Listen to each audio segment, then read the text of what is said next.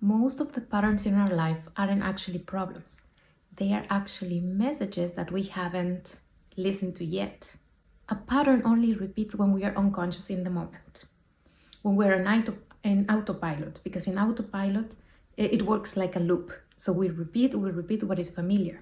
But the moment you are consciously aware of it, the moment you realize that you are repeating a pattern or that you're in the loop, that tiny spark of awareness starts to break the pattern already. Because conscious awareness is actually the first and the biggest step to breaking a pattern. And then you step out of the loop and into choice.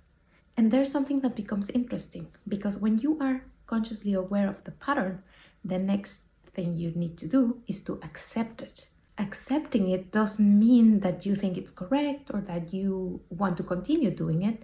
Accepting means releasing resistance to the pattern, because the pattern doesn't shift because you fight it.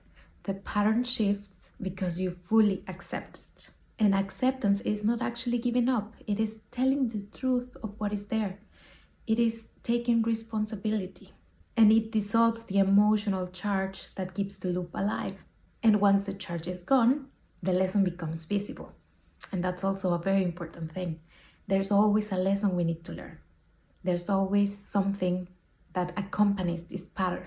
There's always a boundary we need to set, something we need to honor, maybe something we need to learn. And when we learn that lesson, when we understand what the pattern meant and how we can change it and why it was there in the first place, the pattern becomes unnecessary. There's just no reason to repeat. So if something is repeating in your life, might be a pattern you have or something in your external circumstances, don't rush to fix it. Just be consciously aware of it. Think about why it's happening and try to understand the lesson it is teaching you.